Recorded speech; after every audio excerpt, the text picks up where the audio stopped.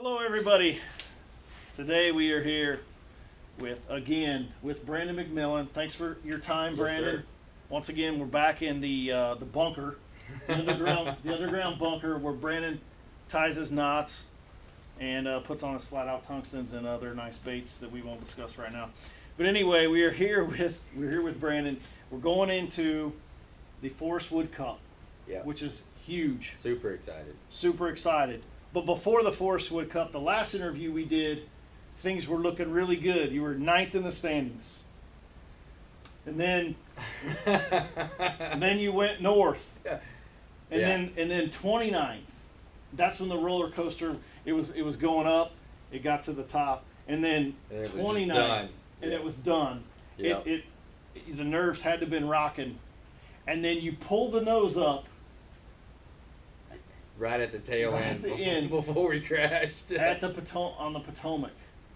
So, a little bit of a roller coaster of late. Let's talk about the Potomac.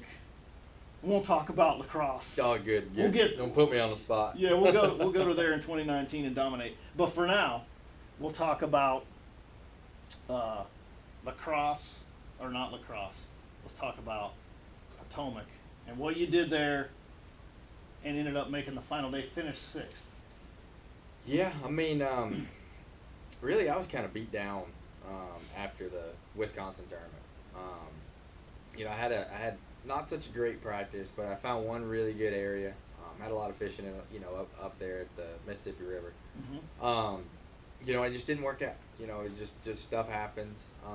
And I actually learned more from that one than I did, anything else. So I really, when I come and walk away from that one, I knew where I had made my mistakes, Mm-hmm. and then tried to build off of it. You took away something. Yeah. Right. I mean, it was a horrible showing. I mean, horrible. I mean, it was. I was kind of little upset, a little sick. Sure. Driving home. I mean, it's like a 30-hour drive, Yep. so Had I a lot of time to think. a lot of time to contemplate Sure. where it went wrong and everything. And I knew that I didn't want to make the same mistakes there that I, as going into the Potomac that I did, 2 or 3 weeks before that. So I had never been to either one of the lakes. So as we show up to Potomac River, it looks like a Florida boys drink. I mean, Right. it's got matted milfoil, a little bit of hydrilla. It's tidal, so it goes up and down. I snook fish growing up. Like, I kind of understand how that stuff, when Positions tide fish. snaps and how it positions them and stuff like that. So anyway, to really make a long story short, like, I had one area where thought I could really catch 3 and 4 pounders. Mhm. With a big weight. I was going to punch with a 1 ounce flat out tungsten. That was going to be my go-to deal. Sure. And Like home. just like home, I was pretty excited about it. I knew I could get maybe 8 or 10 bites in a day. Because there was little feeding windows. That tide would snap from outgoing coming in, or vice versa. Right. Like, if you were just there, you might go 2 hours without a bite, and then you might catch 6 or 8 in a row.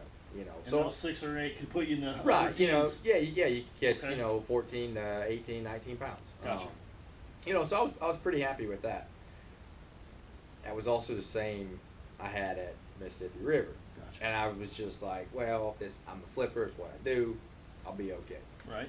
And come tournament time at the Potomac, like, I had that mindset, and I'm like, I better go expand and try to find something else. Just find something in case, because flipping, Back up. you get 5 bites, you lose 1 or 2, you're not going to weigh in a limit. It's still 12 pounds to 12 pounds. So, Correct.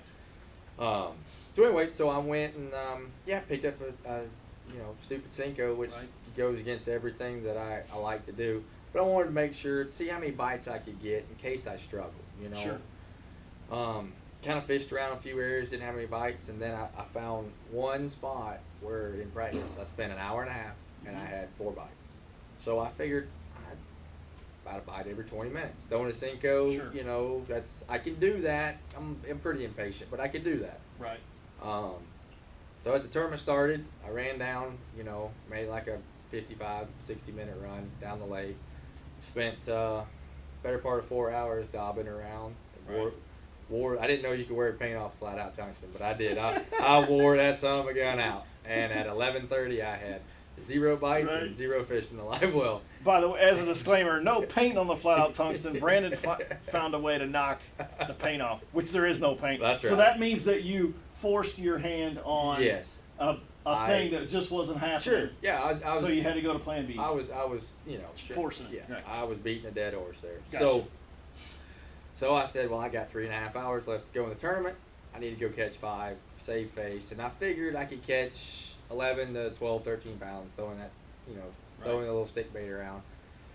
And I, after my debacle at Mississippi River, I didn't need to have a top 10 to make the Forrest Cup. I just needed really like a 70th, And that was your cutoff? Right. That Okay. was like if I finished north of 70, if I beat half the field, I was going to the Cup and, Gotcha. and gonna have in the year on a good note. Sure. Stuff like that. So anyway, I run back up the lake, and I fished for 10 minutes, and I caught like 9 or 10 fish. And my co-angler caught a limit.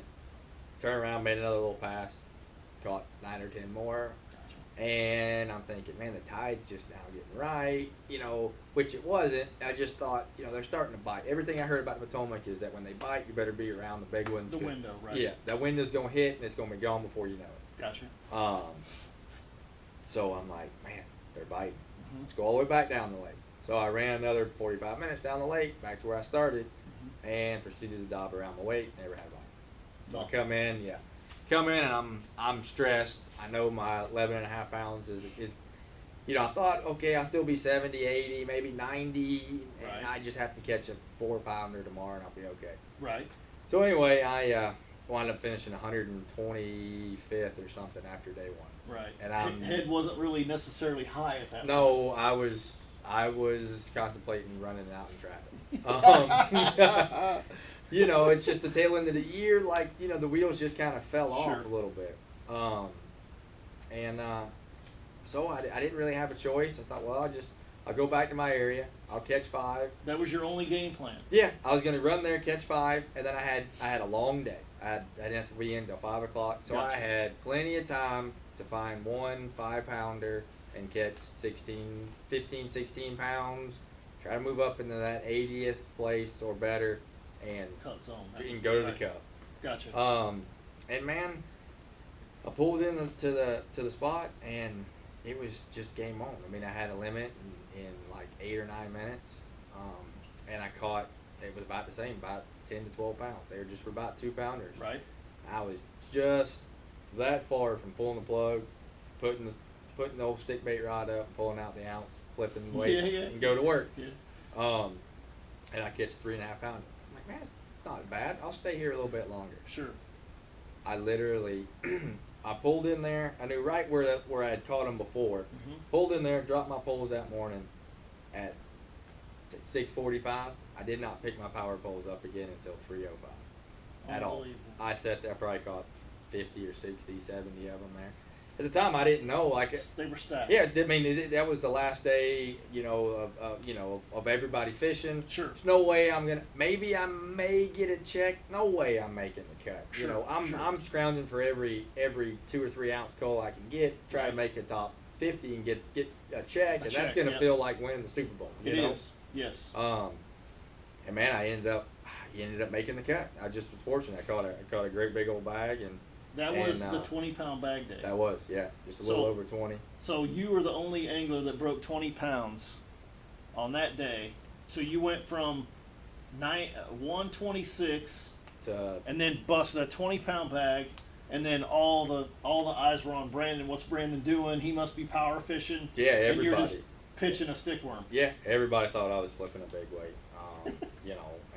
It's a great deterrent. Almost, it's almost comical. Yeah, that's exactly right. I mean, sometimes just telling them the truth, they, you know what I mean. Yeah, they don't. No, Sometimes the truth just it kind of hurts. I No. guess you know what I mean. They didn't even believe me. So. No, that's insane. But yeah, so I went back down there on day 3, and I mean, I did the same thing. Pulled right in there, put the poles down.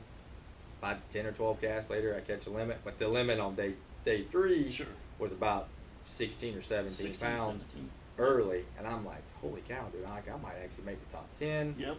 And I managed my fish a little bit. you know, I had some other competitors around, so Right. you know, I'm just Were you playing defense at that a point? little bit, almost? yeah. A little bit of a boat share, you know, where Yeah. you leave your boat Sure. in that position, but you also know you got 15, 16, 17 in the bucket, and you got a shot at the top 10 a final day. Sure. So, in your mind, do you play defense and camp a little bit because you know you're going to come back? What was you thinking? I did. I mean, I didn't want to leave too far away because there were still 20 boats on the water. There's 19 Sure. other guys, so Right. I didn't want to leave too much, you know, room for someone to slide in there and stuff because it was literally a 10-foot stretch that I caught them out of. Correct. Insane. I fished for 3 days. Well, really for 4 days. All 20 of my bass came out of a 30-yard stretch, but 17 of the 20 I weighed in come out of a 10-foot spot. I mean, That's insane. so you know, I'd catch 2 or 3 or 8 or 10, and then I'd pull off and fish down a little bit, and you know, maybe catch 1 or 2, and then come back, and then you come in there and you might catch, like I said, you might catch 1 or 2, you might catch 6 or 7. Were those fish stacked up in there, moving in and out of that trough or spot on tide? Is that what it was for the most part, or was it a feeding time? No, I A think little bit of both? I really think they were stopping right there. It was a stopping point as they were coming out of a spawning pocket, and Gotcha. and they were spawning in the back, and a lot of guys were catching them in the back. Gotcha. I mean, the leader was back there. I could see him after day 1. Sure. Winlet, he caught almost 20 pounds back there on the first day. You know, Just a transition spot. yeah, it was just a transition spot, and come to Okay. find out there was a little bit of like shell and rock down there. I figured it out at the end of the final day when I was kind of struggling. I kind of got in there and fished it from a different angle. Yep. And I put my power pole down. You could hear You it. could hear it. know, yeah. You were on top of it. Yeah. Anybody that's ever fished a shoal on Lake Okeechobee, it was that sound, and you know what you got when you got that. Exactly. So, You got some grindage. um, Okay. but as far as the rest of the tournament went, on day 3 on that Saturday, you know, I kind of managed it a little bit. I probably hit them a little too hard. I mean, truthfully, like, you know, I kind of got a little complacent. Like, I kind of enjoyed catching them. Sure. You know what I mean? Sure. No way did I ever think I was going to be in contention to win. I thought, Right. man, if I can make a top 10 and salvage a day, I ended up catching like a 6-pounder. Right. You know, and I had just a few ounces shy of 20 pounds again by like 9 o'clock the next Exactly. morning. And I'm like, you know, so I kind of scattered around and let them be a little bit. And I come in and I'm like just a handful of ounces out of leading it. Yeah, I'm like, you were in third at the end of, or second. second. I believe I was in second going into the final day. Mansour was first. Sure. You were in second, and then all the eyes shifted to you because you went 2019, Right. and then maybe your only regret headed into the final day is maybe either A, you pulled a lot of the big fish out of there, maybe, or you hit them maybe a little too hard. Do you felt like you left maybe there were? Do you ever say to yourself when you're driving home, man, I probably could have left 16 to 18 back out there in cool fish? Does Yeah. that ever cross your mind? No, it did, and that was the thing. See, like I said earlier, all 20 of my bass came out of that 30-yard stretch. Even though I left it and only caught, you know, I caught 10 or 12 there the first day, Mhm. and the best 5 is what I weighed in, a little over 11 pounds. But on day 2, I started noticing that like every time for like the first 30 minutes, I caught nothing but 2-pounders. Mhm. And then all of a sudden, like, I either caught that size fish, bigger ones moved in, or I got rid of a lot of the more aggressive. Okay. Right. Okay. And then my bites got a lot fewer and far between. But every time I got a bite, set the hook, Bigger fish. 3.5, 4.5 pounder, I was culling. Every time Gotcha. I got a bite, I was culling. You know. Gotcha. So you just kind of had to weed through some of the smaller fish to catch a couple quality ones. Gotcha. So on Saturday, I went back again. I did the same thing. You know, my better fish, like in the mornings I'd get a bite and it'd be a 3-pounder instead Right. of the day before. Previous days they'd be 2-pounders. 2-pounders. Gotcha. So and I just kept kind of, I culled 15 or 16 pounds probably two different times. And your final day weight was. I had like 11 pounds again on the final day. Gotcha. And if I'd have had 15 and a half, It would have been a different story. it would have been.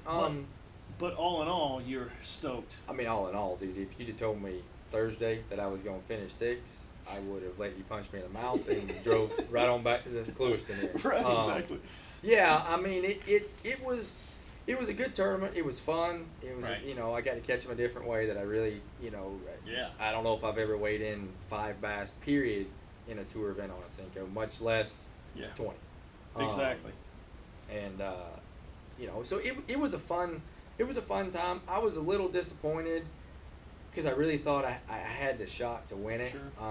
And I really think that it was more the wind the last day Yep. that kind of came in. It didn't dirty up the water or anything like that because the Potomac River is mud. It's Sure. almost, you know, just Sure. real different, you know, dark tannic Yep. water. It was Yep. just, so the wind didn't dirty the water up or anything. It just kind of made it where it was rolling. And some guys went to some swim jigs and stuff. yeah, and Noticed. they caught them, and I just figured there's so many fish here that eventually I'll get a 3-pounder to eat. I'll get, Gotcha. you know, 2 3/4 here, 4-pounder there, and Right. then I'll wind up with, you know, 16 shot or at the title. 17. Yeah, and I really thought I was gonna. I don't want to say I knew I was gonna win, but I felt pretty good. Like I know that, you know, but that's part of fishing. I mean, you know, you never know how that was gonna turn out. No way. You know, and I lost to the greatest swim jig fisherman of all time. You know what I'm saying? Yes. So, you know, I mean, I fell down. I didn't finish second. I mean, I wound up being sixth. So, Right. you know, I just didn't do my job. You know, but you know the guys that caught them. I mean, they caught them, They earned it. and you know, Mansour had a great tournament, Yep. and he caught them the way that he is known to catch them, Exactly. and he showed us why he's Yes. why he's the best Yes. swim jig fisherman, you know, Yes. of all time. So, you know, all in all, it was great. It was exciting. And you knew it then. You knew then you punched your ticket for the Forrest Cup. Yeah, I I mean knew- that was game over. Right. You were locked. Right. I knew after Friday when I made it back to the dock that I was golden. You felt better. Yeah. I knew I did what I needed to do. Gotcha. I thought, man, maybe I even get a check too. I just make it the cherry on top. Oh, you yes. Of know. course. And then it wound up. You know, I made the cut again. You know, scared winning it. And scared me. I didn't sleep at all. I was up at 2 o'clock in the morning. I don't know how you do that. Oh, That's dude, I love amazing. it. It's awesome. Well, you run off adrenaline, and then Yeah, when it's exactly. done, and all the handshakes, you get the check, and then you probably just turn into a zombie Yes, if you it don't was- have to drive home. It was it was exciting. I mean, you know, looking back, I don't regret anything. I know I've been lucky enough to win a few, so I know when it's your time to win, it's Sure. your time to win. And I thought going in that morning at blast off, I thought it was going to be my time to win, and I struggled. You know, I caught 8 or 9 keepers all day, and to top it all off at about 2:15, 2:30 in the afternoon, I kind of left and I just started scrambling, and I wheel into a spot close to the boat ramp, and I'm flipping some deep grass, Right. probably about 30 yards off the bank, and I look up and there's a laydown, and in the middle of the laydown is like a 5 or 6 pounder, No way. and I ease up there, dude, and I flip my little crawdad Right. up there, you know, I mean I laid it in there like Denny Brower couldn't do it any better, Sure. and she didn't eat it. I'm like, terrible. And then for probably the next 30 minutes, Stayed on. I 30. chased her all over the Potomac River on 100. I mean, I was standing on the engine at one time looking at her, and I could see her, and she was just one of them old, you know, she'd been beat up from the day before. Yeah, or something. exactly. Old fish. release Yeah, fish. yeah. I mean, they They didn't want nothing catch to do and with it. release works. Catch and release the next day. Yeah. You know what I little- mean? little But different. I knew if I could catch that one, I was going to give me a Shot. good shot, you know, because she was a great biggin.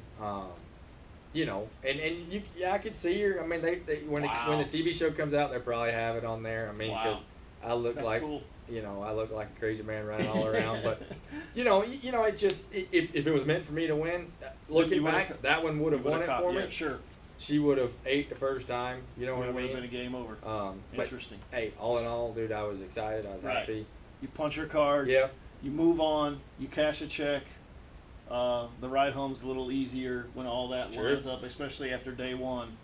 As far as goals, like for the season, I mean, obviously that was a big deal. Obviously, at the beginning of the season, what would, if you say to yourself, your goal is to just make the cut, make enough money to pay for your expenses and keep your truck and boat and car all Yeah. paid? That's a big deal. But like as the angling portion of it, how did like Do you check off your goal? Granted, we got one tournament to go. We got the Granddaddy and Mall Sure, Forrest sure, Cup. sure.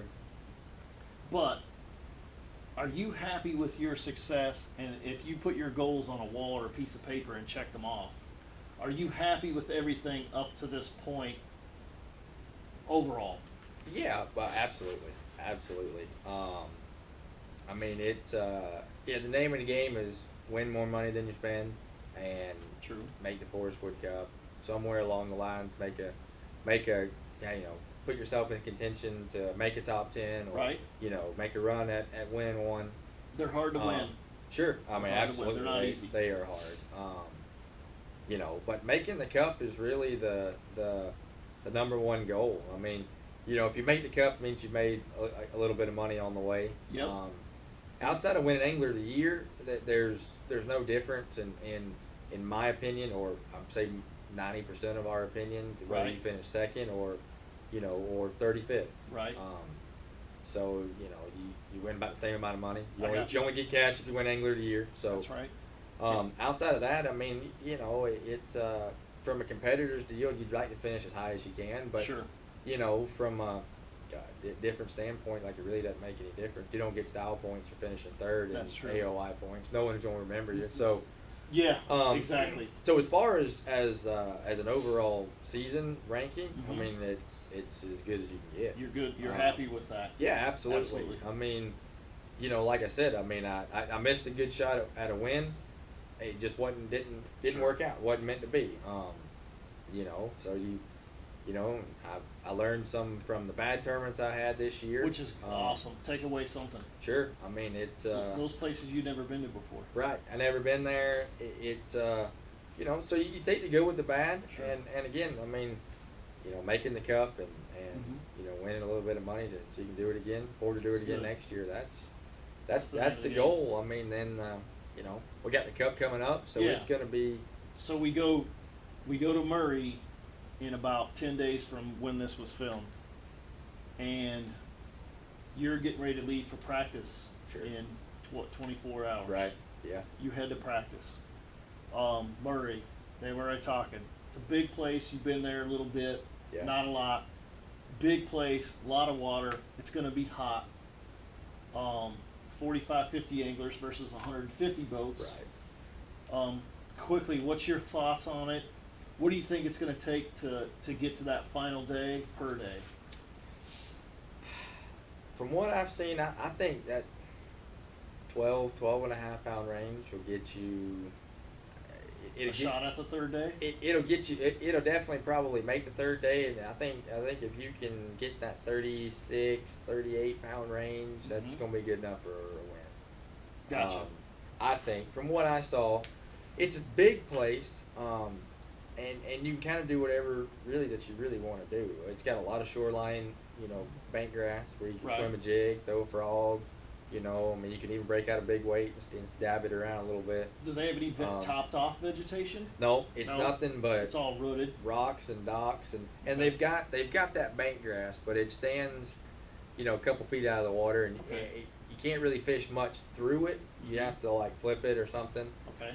And it's got a lot, which it didn't need. You normally have a ton of that. I've only been there for 3.5 days. I spent 3.5 days up there.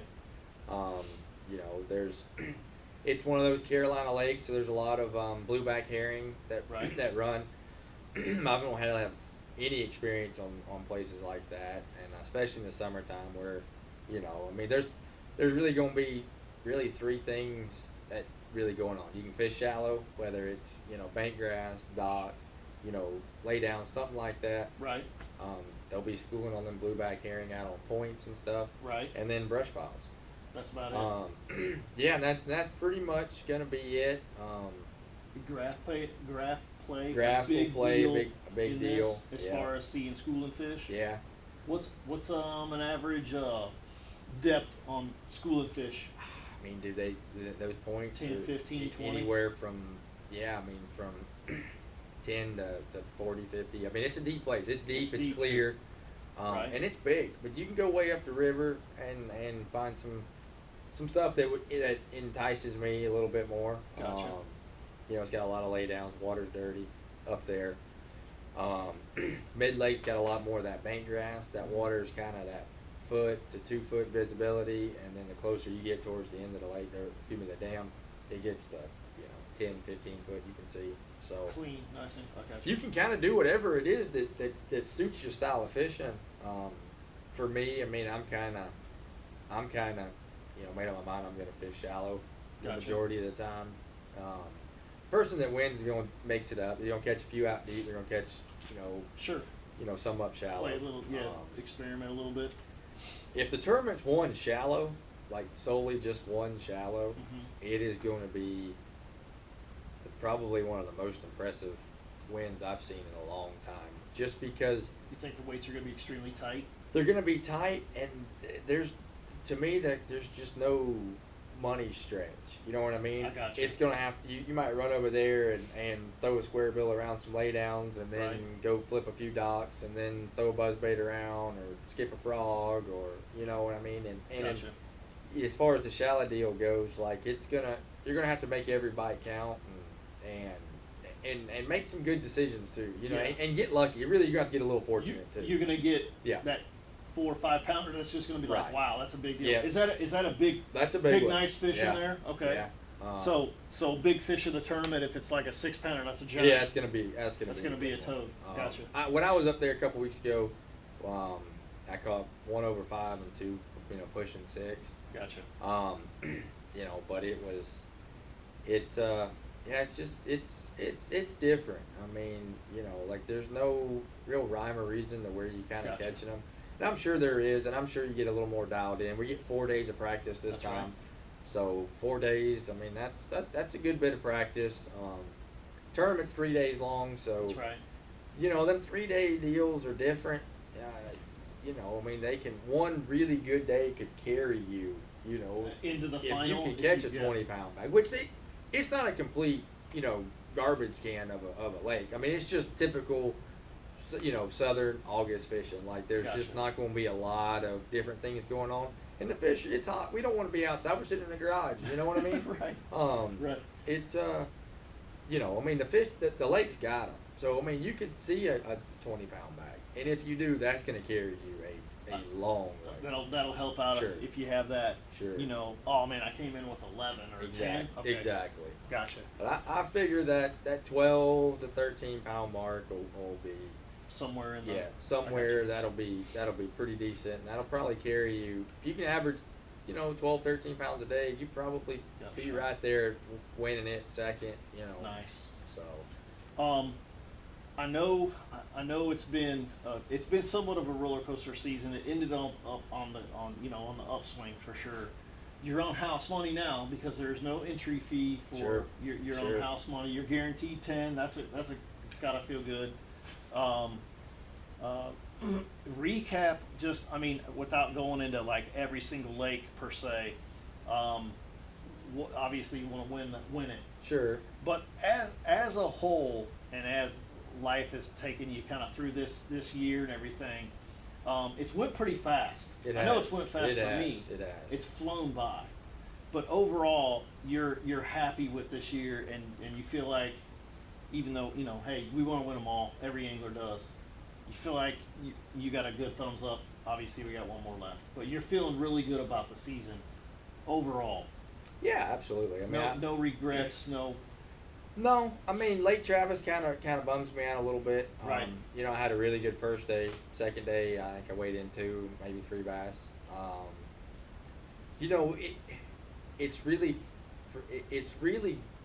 I'm really happy that I finished 16th in the points. Exactly. That is a big deal. Right. It's my best finish. It's my 3rd year on tour. Best I made finish the cup yet. twice. Right. 16th is the highest I've ever been in the points at the end of the year. Sure. So, And that's a good monitor. Make no mistake, other anglers look around to see where they finish in points. yeah, sure. Yeah. From derbies to Right, absolutely. the I mean, elites to FLW. yeah, it's tour. definitely Okay. good. I will tell you this, that it is kind of, on one hand, 16th is great. On the other hand, I've left a lot of fish out there. Not lost fish or missed fish or whatever. just on the table per se. on the table. Gotcha. Gunnersville, Mhm. I finished 30th. Very happy with that. Weighed in 7 bass. Right. Travis, 80th, 7 Right. bass. Mississippi River, 192nd and a half. By the way, there was only 140 that entered that tournament. Weighed in 7 bass. And Right. All this is out of a possible 10. I mean, there's 9 fish. Right. I see what you're saying. So, you know, was I going to compete with those 9 fish? Was I going to give Brian Thrift a run for his money?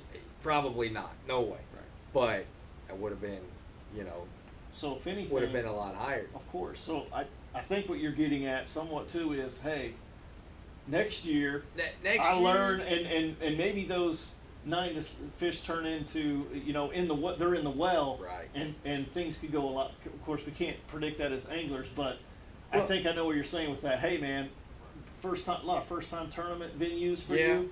It can go up.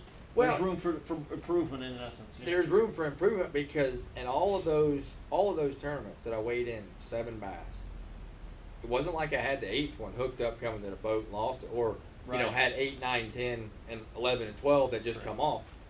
I Just need to find I was it. getting 7 bites. Right. You know what I mean? I've been there. You know, yeah. execution wise, 100%. Right. Up here, didn't make the right deal Right. to go do. So, you know, there was a lot of, you know, overall it was great. You know, I mean, at Gunnersville, I was in 100th, come back and got a check. Yeah. Potomac River, I was in 120 something, Right. come back and got a check. So, you know, I made good moves. Good rebounds. I also got pretty fortunate too. You know what I'm Gotcha. saying? I mean, you can only kind of ride the luck train so much. So long. I got you. You know, at Travis, I did phenomenal the first day. Mm-hmm. In my mind, I mean, I caught 5. Like Right. that was a big deal for me. You know. Sure. Second day I go and lay 2 on the scale. So Right. you know you know, you just, the name of the game is being consistent. I Gotcha. mean, you know, when's the last time you haven't seen Brian Thrift? You know, I know. Jeff Sprague. I Jeff know, Sprague Sprague. always catches 5. Yeah. You always said that. He's always going to get them. He does. He does. He wakes up with 11 pounds. He starts with 11 pounds and then he builds from there. Yeah. You know, same with Andy. How do they do that? Same with Thrift. I mean, they, you know, and that's why those guys are, you know, 1, 2, and 3 basically in the angler of the year standing Right. just about every year. So it's you know, I don't know. I mean, last year I waited in a limit every single tournament, Right. but one. And I finished lower in the standing. There you go. But I weighed in the limit every time. I utilized the spinning rod a lot more last year. Right. This year, I think I don't know if I weighed in a bass with a spinning rod all Gotcha. year. So, you know, and I'm not saying that that's the way to go. Just kind of went back to what you're more familiar with. More Yeah, strengths I mean, a I little just bit. kind of did what I wanted to do a little Nice. bit more, a little more hard-headed. Right. You know, and you know, in one hand, it was the best season I've ever had. There you go. The other hand, had I not laid up in my mind, laid Yeah, up and yeah. went through a Cinco, I would have zeroed, missed the Forrest Wood Cup, lost That's a true. bunch of money, and you know what I mean. That's true. We went from hero to zero, and it could have been the other way around. So Right. I'm learning a little bit. You know, a Cinco is not my preferred weapon of choice. Correct. But it bailed me out of a jam. Last right. year, I caught a lot of fish on a drop shot. So, you know, I just, you know, it's progressing a little bit Good. each year. You know, I'm happy. I mean, next Good. year, you know, could be a phenomenal year. Right. It could be nothing. You know, but I can tell you one thing: first 2 tournaments next year will not be a spinning Yes. rod Right. or probably a Cinco in the boat. We can announce that, right? Can't we? Yeah, absolutely. Oh yeah, they released the schedule. No, Brandon's real happy right now because after we head to the Forrest Wood Cup in South Carolina, the first 2 venues are here in Florida. One is like 212 yards Yep. over there I like it. behind this garage. I stepped it off once. It's like 213. But anyway, when the water's high, you can almost like take your airboat over there, Exactly. or the Ranger. And then we go to the Harris chain. So a lot of grass, a lot of punching, a lot of power fishing, a lot of flat out tungsten action. That's when Spray comes and hangs out with you and That's right. takes all your secrets and stuff Yep, that he yep. gave to you with the spinning rod. That's good old times. Canterbury, our other flat out tungsten teammate, has done well Yeah, down here. Absolutely. He's no stranger. Don't let the stranger to it. Alabama guy. Right. He can do well out there too. So that's awesome for me because I get some horses that come to our neck of the woods, man. I get to root for you in the back in the backyard, if you will. So, well, I mean, I can't wait. I'm making the trip. We're gonna set up a booth there. We're gonna have Flat Out Tungsten's bass addiction gear. We're gonna take our bruiser lineup with us. We're gonna sell some baits and root for you guys. That's freaking awesome. Yeah. I'm jacked. I'm jacked up too. It's gonna be exciting. It's gonna be hot. It's gonna be sweaty. You know, it's gonna be everything that I like. Yep. You know, I fish better when it's hot. I like it. It doesn't spin me out. Doesn't. You know, What'd you tell me earlier? I'm good that it, Which is however hot it is, brown. it's still 10 or 15 degrees cooler than the back of my UPS truck. That is right. So he is in an oven basically. Yeah. So what's fishing in South Carolina? It's no big deal. Right. Think got this. That's right. No pressure. No, it's gonna be fun. I'm anxious to get up there and see if you know the way I think I'm gonna catch the way I caught them in pre-fish. Right. If that's gonna stay good, and then you just gotta expand from there. Hopefully that's good, and we just try to figure out how to catch them one or two other ways. Or You got 4 more days to look at. 4 days, and we're gonna be good. You know, if it's meant to be, it's meant to be, and either way we're gonna have fun. That's right. Well, I appreciate your time, Brandon. Spending time with me, taking time away. Brandon turned 34 yesterday. Oh yeah. Yeah. Getting old. And I mean, he's still partying, as you can tell. I barely got the interview in because I think like his house is full, like people are still like blowing out candles and throwing beer on him and stuff. But anyway, Brandon, thank you for your time. Yes, sir. He's a Thank busy you. guy, and he took time to hang out with me. I'm just a guy that sells tungstens on the side of the road. So I do appreciate that, Brandon. Great season. sir. No more interviews this year. If you win the cup, will you do one more? I will. Okay, I will. thank you. Happily. You're buying. Okay, for signing off, Brandon Mcmillan, FLW Flat Out Tungsten Pro Bass Addiction Gear, and Steve Dial. Thank you for watching, and good night. Thank you. All right, we're good. Excellent.